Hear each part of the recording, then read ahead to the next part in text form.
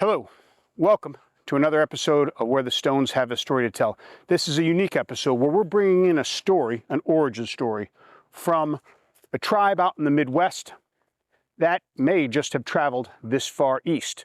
The story is about the first woman, and it's the progenitor story of the human race. I came across it while researching this site here in Gilbert Hills State Forest, Foxboro, Massachusetts, because the key element to a very broad ritual area here is a 200-foot snake effigy built of stone, and it points directly over a ridge to the entrance of a cave. It's a relationship between the serpent and the cave that brought me to the articles and the books on the origin story of the first one.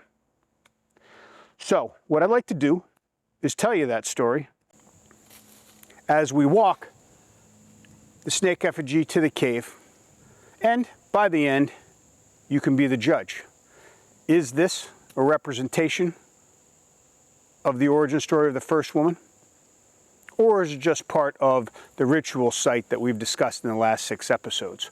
One additional point, though, I should make is that in episode 9, we're on episode 34 here today, on episode 9, we discovered a snake effigy that was very similar to the ones from published research that indicate the origin story of agriculture. It's called the Serpent and the Seed, a snake effigy with a seed in its mouth.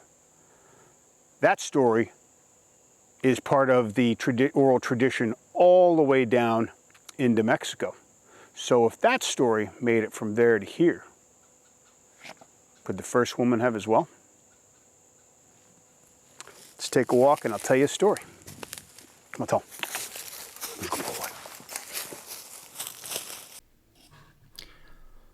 So we're drawing most directly from an article entitled The Great Serpent Mound and the Milky Way, written by Dr. Bradley Lepper. He is an American archaeologist best known for his work on ancient earthworks and the Ice Age people in Ohio. This article references a number of other sources, so I will put a link to the article in the description and also list out the other sources we reference. The origin story itself is from the Dhegiha Siouan Nation.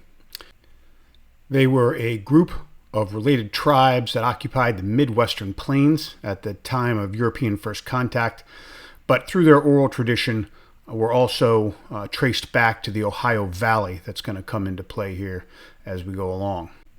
So quoting directly from the article at page 116, first woman is the most powerful female spirit, the spirit of the earth. She is also the night sky.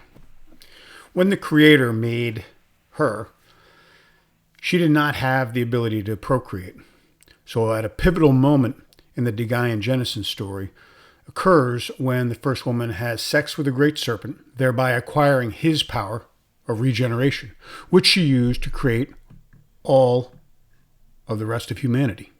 Wanted to pause here at the end of the serpent effigy that we have in Gilbert Hills State Forest. These typically end with a isosceles looking stone that you see at the bottom of the screen. And now we're going to turn around and head up and over the hill directly in line with the end of that serpent effigy. And as we head over, you see we'll head down to the cave. All right, back to the story. The great serpent is the chief of underworld spirits. He is the rainbow in the daytime sky, the Milky Way in the nighttime sky. I think it's just important to note here that in Native American cosmology, the underworld does not operate like it does for Western religions. The underworld, the middle world, and the upper world are just 3 planes of existence. None of them have neither a good nor a bad inherent association with them. What further entwines the stories of the great serpent and the first woman is the relationship to the Milky Way. The Milky Way, like other constellations in the night sky, were very important to the cosmology of various Native American tribes.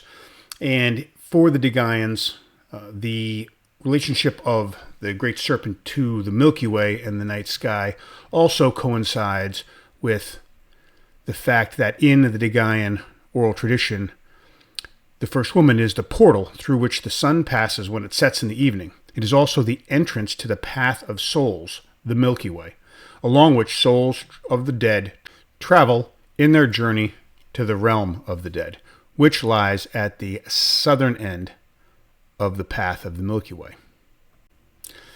And it's further noted that the Milky Way itself is nearly universally seen in indigenous tribes of North America as the pathway to